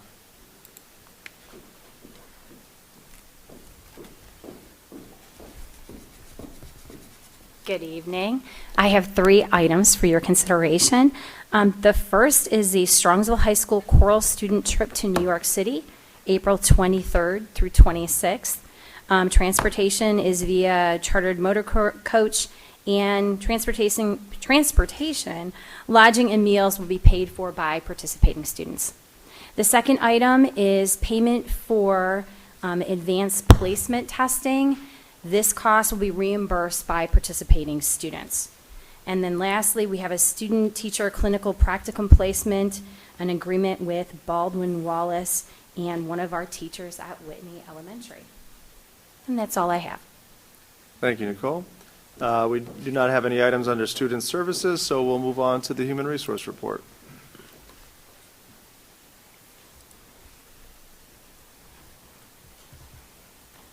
Thank you, Dr. Raba. Good evening, everyone. I have the following items in human resources for your consideration. Item 1, resignations, non-certificated. Item 2, retirement, certificated.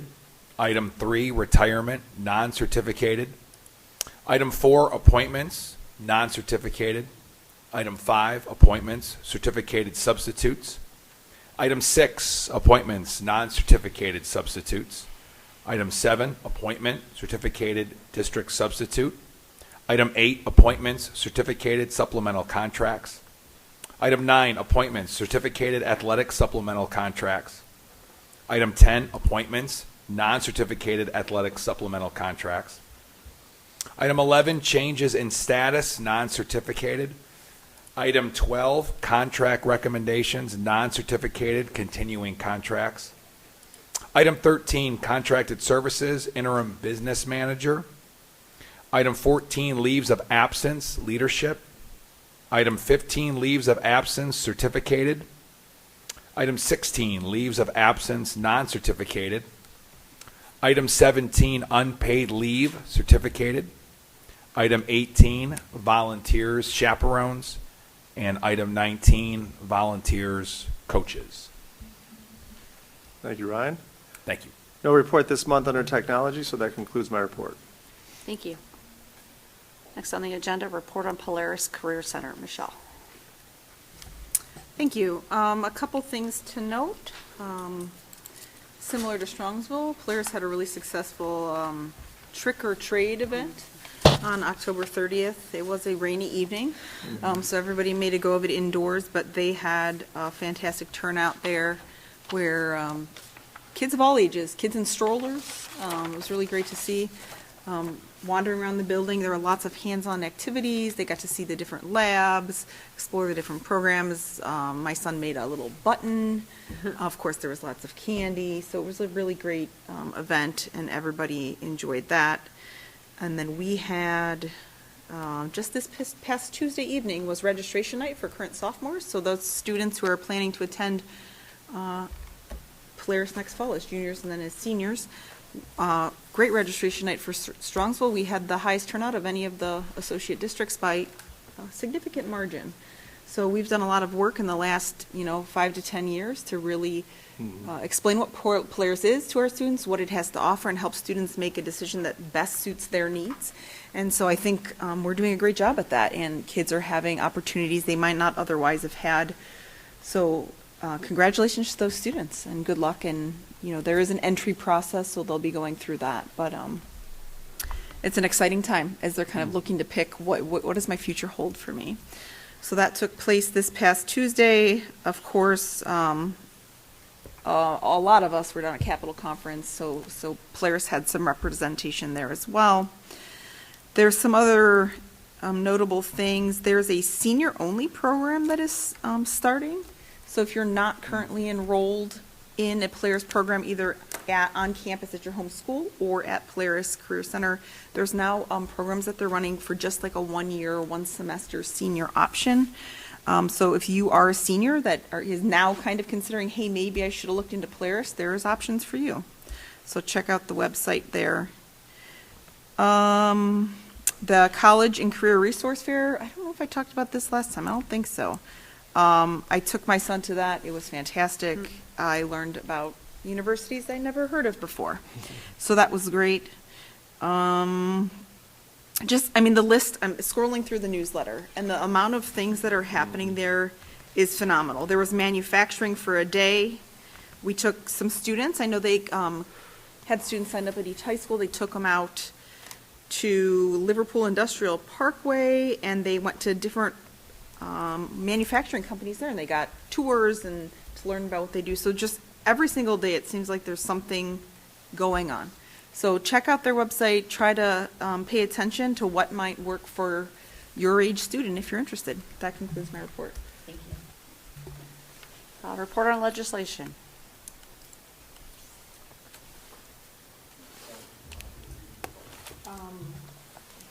George, I would say George sent us a lot of things. There's a lot going on, and a lot of it doesn't affect us. That's what I got.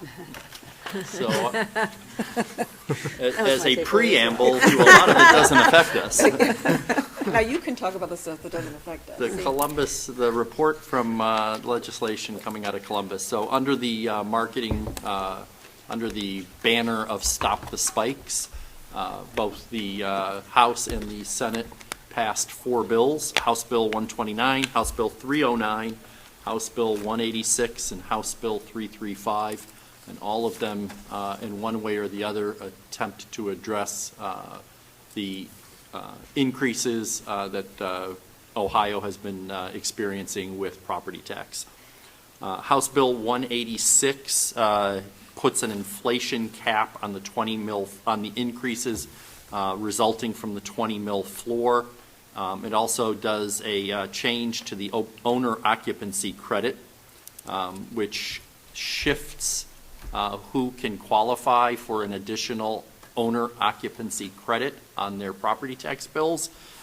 And it increases owners, and it removes some credits for primarily investors in rental units, et cetera. So those people will pay more or will not get a credit, and those who are occupy their and own their residential home will get an increased credit, and that grows over time. In addition, House Bill 129 changes some of the ways current levies apply to the 20 mil floor, and so a number of school districts that were under the 20 mil floor will now be above the 20 mil floor. We, Strongsville, are already above the 20 mil floor. 335, House Bill 335 does some changes to the law to mitigate the growth or the increase of inside millage growth. And then the 309 introduces a trigger or another check on how much property taxes can grow or increase, and it allows the Budget Commission to reduce the tax if it'll be interesting to see how they define these terms, but if it's unexpected or unneeded growth in money. And the one thing I will share, because again, we're a school district, so I always think about it in relation to social studies or history class or government class. So House Bill 309 will allow the county budget commissioners to make a decision about voted taxes.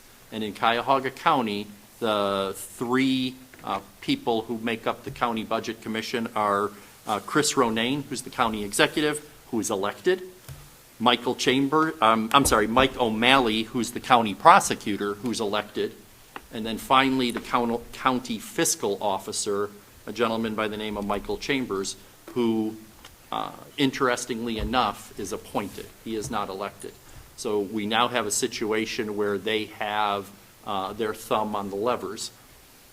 Right now, and George can correct me if I'm wrong, but right now it does not apply to us because we would have to be in a situation where we have more income than we have expenses. And right now, that situation doesn't apply in any way, shape, or form. But again, laws get passed today and 10 years down the road, they have unintended consequences. So right now, all of these do address the increase in property taxes in different ways, but primarily for Strongsville, they don't change the facts, and the facts are that we currently are in a deficit spending mode. And the one thing, George, did you want to add anything? Yeah, I was going to say earlier in my presentation, I touched on, due to legislative changes, how it shifted into the 5-year forecast. And a lot of it has to do with the timeline associated to that last bill that Mr. Micko was talking about the budget, about the county budget commission with the ability to reduce levies based on, or tax rates based on revenues over expenditures or cash. So by moving those deadlines up, it gives them time to make those necessary adjustments as the new tax rates for next year will be issued by the submitted by the county to the State Department of Taxation the end of November, and then the tax duplicates will go out in December. So that's why those shifts have occurred. And then also it'll be interesting to see what they do with the tax budgets. So at the organizational meetings, we have to present the tax budget or approve the tax budget submit to the county. Based on those, some counties are now requiring you go in front of the Budget Commission to go plead your case as to why you need the taxes that you're levying within the tax budget. So no word from Cuyahoga County if that process is going to change, but some counties are moving towards that model where you have to go present in front of the county.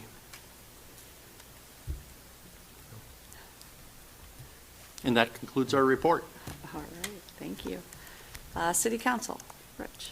I will continue with City Council. City Council did meet on Monday, and I do want to give City Council a shout out. This happens on a regular basis. At the Monday meeting, they approved, after 3 readings, 3 TIFs, tax increment financing.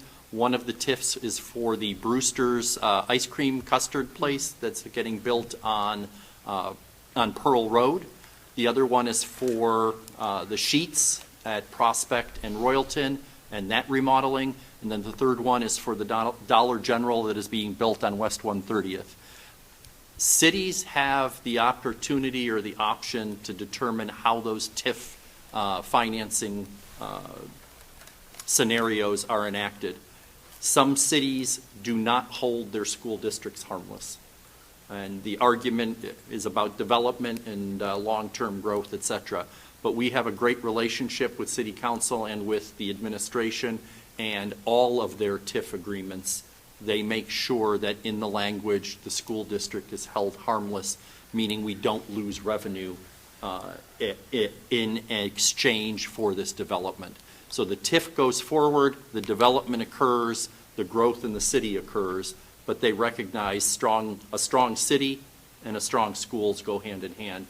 And so I just want to publicly thank City Council and the administration for once again making sure that the school district is at the table when these conversations occur. And then the second announcement is probably the most important of this meeting, and that is about the Winter Wonderland lighting. The Winter Wonderland lighting is going to be, and I should have had it ready and didn't. It's this Sunday. It is this Sunday at 5:30 on the Commons. Yes. Reports are that Santa Claus will make a visit, so if anyone is on the nice list, you should show up. If anyone thinks they have the potential of being on the naughty list, show up, plead your case, and make sure to lodge a improvement program that you'll have in place by Christmas. And that concludes my report. Rich, if I could just add, I'm sorry, I'm going to to their Facebook page. There was a small mention of the AAA bond rating, that it came back that we are still rated that, correct? That is correct. The Yes. city did Congratulations to receive the its city. reevaluation, and as the mayor pointed out, when it is time to fund, whether it be road improvements or any other kind of improvement in the city, that bond rating saves the citizens and the taxpayers of Strongsville real dollars. So kudos to them. Yes. And then the only other thing I wanted to add, I'm sorry, just a shout out to Kelly Kosick. I know a couple weeks ago, she posted on her Facebook page exciting sidewalk developments at tonight's city council meeting. So they are looking at the city and where we don't have sidewalks. They're going to engage with an expert to prepare a comprehensive plan, and seeking a legal opinion about the ability to use TIF money to install sidewalks. So I thought that was a great move for our city too. So shout out to Kelly. All right, next we have Strongsville Education Foundation, Kevin and Haley. Casino night Saturday. Yes, casino night is Saturday night at 7 o'clock at the event center. So hopefully we'll be there and raise a lot of money. Thank you. Michelle, Strongsville PTA Council. Yes, thank you. There was a meeting in November 6th, 9:30 a.m. in this room. Unfortunately, I was dealing with a medical situation with one of my kids, and I was not here. But I have good friends who take good notes. So this is what I hear they talked about. DARE, we've talked about this before, is now partnering with the PTA Council for the dances, and that has been wildly successful. Better attendance, less volunteers necessary to make it go, et cetera, and the PTA is keeping 100% of the profit. So it works out great for all parties involved, and then those profits go towards the grants that they give out to people who apply for them. So in that vein, the grant committee just collected a long list of requests. These come from teachers and other employees in the school district. And they have a committee that's going to be meeting and processing those applications. So more to come on that. And then there's a holiday luncheon coming up December 4th. Time's a little bit different, location. The meeting's at 10 and then the luncheon's at 11, and they utilize a community, the Meadowwood Clubhouse, for that event to make sure we can fit that many people with food. So everyone is welcome to that. If you're interested, just let us know. And then Founders Day again is coming in February. They are busy preparing for that. I don't have a date yet, but more to come. That concludes my report. Thank you. Southwest General Hospital has not had a meeting since we talked about them last. So we'll move on to our committee reports. Finance Committee. Michelle and/or Kevin. We had our last meeting in September, and we have not convened since. So good meeting and a lot of takeaways from that. That concludes our report. Thank you. Policy Committee. Michelle and/or Same Kevin. story there. We recently met. We only meet about twice a year, so that'll be coming up again in the spring. Great. Facilities Committee, we did have an opportunity to meet this past Tuesday evening, and we met at our preschool on Lund Road, which was fun to see where our youngest learners are learning. And Sit in the chair.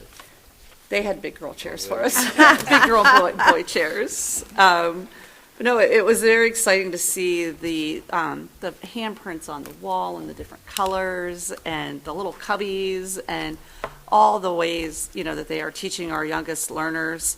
My biggest takeaway is we have 117 students in our Lund Road preschool, and it is packed.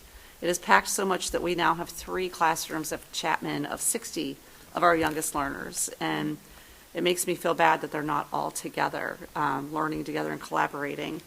But we had, after we toured the preschool, we had an opportunity to sit down with Steve, and he went over his, I call it the punch list, the 5-year priorities of what needs done to our buildings.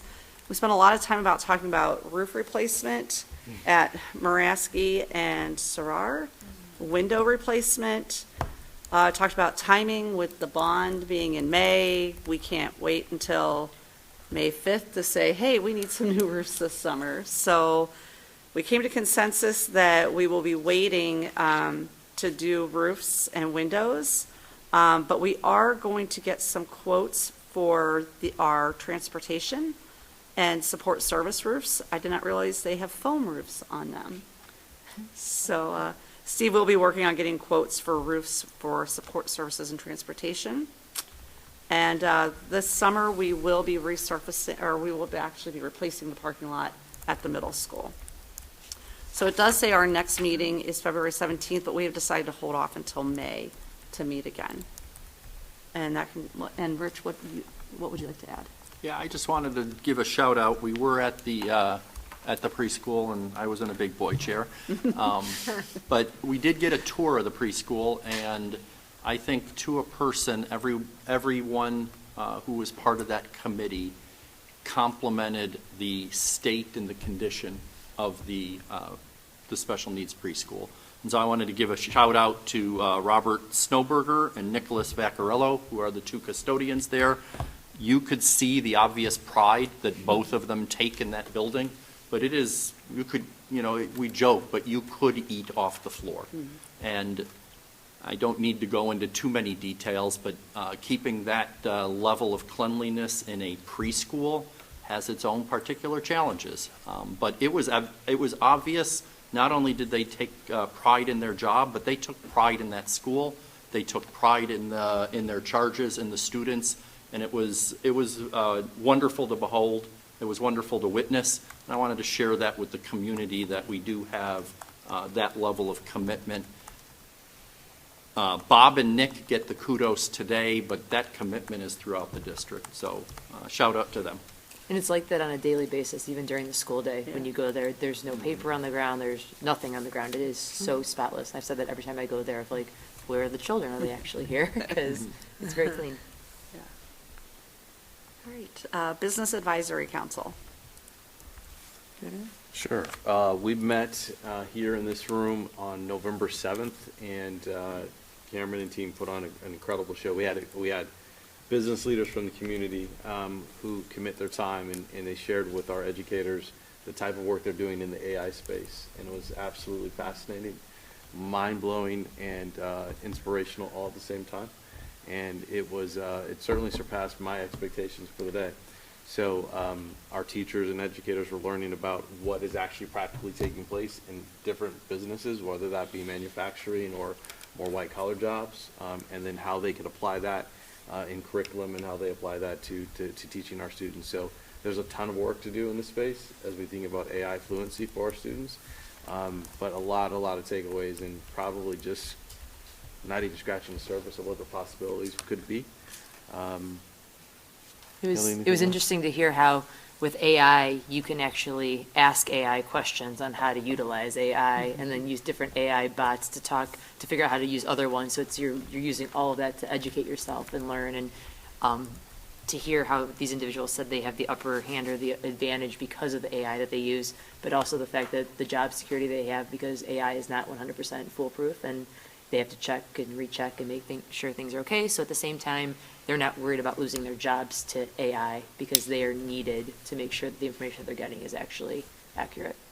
While balancing that with deep learning, so you actually know what the subject matter, so you can use AI as an assistant. So it'd be interesting to see. I mean, we had a lot of very engaged business, civic leaders that are in this community that want to support, to see how our community rallies around, to have maybe even like a committee that's working on this on a regular basis to support our teachers and educators. And I recommend anyone that wants to be involved in that, get involved in that and reach out to find out how, because we did the rotation, and I kind of wish we had a chance to talk to everybody that was there. It is really fascinating and exhilarating. And there was bakery. And that concludes our report. Thank you. Next on the agenda is the adoption of consent calendar. Action by the Board of Education in adoption of consent calendar at this point of the agenda means that all items appearing in this agenda denotes as type-action consent, which items constitute the consent calendar, are adopted by one single motion unless a member of the board or superintendent requests that such items be removed from the consent calendar and voted upon separately. Do we have anything that needs to be removed? No? Do I have a motion? So moved. Second? Second. Motion by Haley, second by Kevin. Who's going to so move and second these things when we're not here? Be a learning. George, can you take the roll? Ms. Stachek? Yes. Mr. Griffin? Yes. Mr. Miko? Yes. Mrs. Hausum? Yes. Mrs. Bissell? Yes. Motion carries. Next, Dr. Ryba, timely information. All right, well, to give out my secret, Mr. Faust puts together my timely information each month. And so, a lot of the stuff I know that's going on, and some of the stuff I don't. And so I just have to say, this was one of those months where it was a proud moment, right? To see all that's going on in our classrooms, proud of the work that our teachers are doing and our administration is doing to lead some great experiences in changing what's happening in the classroom on a daily basis. So we're going to start at the elementary level with Sarar third grade teachers, Ms. Lewis, Ms. Dutton, and Ms. Garden. So they've been working on, we've talked about CKLA, right? It's our new language arts curriculum that Aaron brought to the district. And it's, content knowledge. So they have these different content studies that they learn through their literacy skills. And one of those was building real world connections. And so they had this idea of, hey, how can we take this? We've got this great partner in Polaris, and bring them to Sarar to look at how they can learn about the human body. And so what Polaris did is say, hey, instead of going to you, why don't you come to us? And you could see the pictures on the side there. They had 5 different stations that they went through: nursing, EMT, vet science, dental, and exercise science. And then it also gave an opportunity for the Polaris students to help lead and teach and create these hands-on experiences for our students. So they got to listen to animal heartbeats, floss teeth on dental mannequins, completed some agility testing, used medical tools to take vital signs, and a variety of other things to allow them to see their learning concepts firsthand. Now, we met with Polaris afterwards, and they were so excited to share about the information. And then in the next breath, they said, And wow, we've got a lot of requests now for people to come to Polaris and do this, because we were the first test group to do that. So third grade teachers at Soror, they do such phenomenal work. A lot of those are members of the district learning team under Jenny's leadership there to bring deeper learning to life. And this is just a great example of using CKLA to bridge some deeper learning experiences with our kids. Moving on to the middle school, I thought this was really cool. This was something I did not know about, is that students in our 6th grade Vikings team have been learning about different civilizations in a unique way. So they've been working through this survival simulation where they imagine living in the Stone Age and needing to make decisions such as where they'll live, what they'll eat, and through these simulations they earn points based on their decisions, which is then logged in a reflection journal. So again, some of these topics can be a little drier, right? But to put it in a game format to understand that your decisions have real consequences that had those same consequences for people living during that time period, can see not only have a fun and engaging way to do it, but could see how different geographies led to life expectancy, economic factors, and people, products, and ideas that were in that era in the Eastern Hemisphere during that era. So again, just an awesome way to bring the content in an engaging, meaningful way that's going to lead to better retention for our students. And continuing on to the high school, as we take a look, as we talked about our Business Advisory Council a couple weeks ago, last Friday, we had a great team of community partners and business partners that were there to have every student has to take speech and communications at our high school or a class that offers a similar experience, and they have to go through a mock interview experience. So 120 kids came in, met with business professionals, had a 10-minute interview, and then what I love about it is a 5-minute feedback session, right? The opportunity to go through that interview. Now, Jenny and I were there, and Nicole, I'm sure Nicole was up there too. The kids were nervous. They were nervous, man. You'd see them in the hallways, and you could tell it was on their face, and then talk to them afterwards, and they were so excited. But that one-on-one coaching from a business professional, it was a great experience for them to work on all of those things that go into it. And it was funny. We were talking to some of the people in kind of the huddle up for the interviewers, and they were asking questions like, hey, were they told to dress up for this? Because I want to give them some feedback on dress, because that's important. The one participant said, and I don't want any of these weak fish handshakes. I want to make sure that the kids are going in there strong with a strong handshake. So those are the little things that make a difference when you make those initial connections and build relationships with people. So again, I think it was like they were there for at least 3 hours, 4 hours. Yeah. There were various classes that cycled Yeah. through, so a lot of students had that opportunity. Yeah. And I think on Monday we have our next career series. It's not here, Yes. but career series, it's hospitality and finance career clusters. So we've got a bunch of people that will be at the high school for kids to wander through and see and experience what's going on in those career clusters that may be of interest to them. And then going to the next slide, Dan put out a press release about this yesterday, but I mean, Emily Weir, she's just a rock star teacher, right? She is just a phenom that's doing such great work, but what an honor for her. 2025 Young Professional of the Year for the Ohio Association of Health, Physical Education, Recreation, and Dance. So I believe it's next week, or no, after Thanksgiving, that they have their annual conference, and she will be recognized down in Cincinnati there, and we'll have Emily come and be recognized at a future board meeting, but just so proud of her. And I know it's typically said so deserving, but she does so much and is so deserving of this honor. So congratulations to Emily. And then finally, we all know next week is a short week. We've got Thanksgiving break Wednesday through Friday. And then on December 19th, that's one of those orange days we were talking about earlier.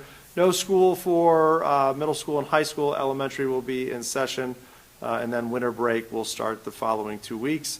But before then, we've got a variety of winter concerts that will be performed by the high school and middle school, which are listed there and listed on the school's websites. And with that, that concludes my timely information. Thank you. All right. Next up, we have board policy, third reading.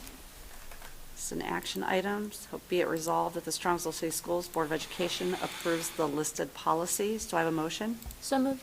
Second? Second. Any last questions or comments for Haley and or Michelle? All right, George, can you take the roll? Ms. Stavcek? Yes. Mr. Griffin? Yes. Mr. Miko? Yes. Mrs. Hausum? Yes. Mrs. Bissell? Yes. Motion carries. Next, we have Board of Education Other. Does anyone have any others to report? Do we, I know that I had this conversation with a few people. Polaris has a dinner before our next meeting. Do we send Michelle? Do we know who goes next in January? We have not. With 2 new board members, we haven't Okay. had a chance to address that yet. Okay. Michelle's allowed to go then in December? Yeah, she's on the, yeah, she's the board. Okay, so they don't need then, Yes, okay. I'll go for that. Cool. Yes. Okay. Any others? Next, we have meeting notification. A regular Board of Education meeting will be held Thursday, December 11th, 2025 at 7 p.m. in the auditorium of Strongsville Middle School, 13200 Pearl Road, Strongsville, Ohio. When's that scholarship dance? December 5th? The first Friday night. December 5th? Yes. And it's very rare that I get to say this, but we do not have need for executive session tonight. So I will entertain a motion to adjourn. So moved. Second? Second. Motion by Haley, seconded by Kevin. George, can you take the roll? Yep. Ms. Stavcek? Yes. Mr. Griffin? Yes. Mr. Miko? Yes. Mrs. Hausum? Yes. Mrs. Bissell? Yes. Motion carries. We will adjourn at 9:08. I just want to wish everyone a wonderful Thanksgiving break.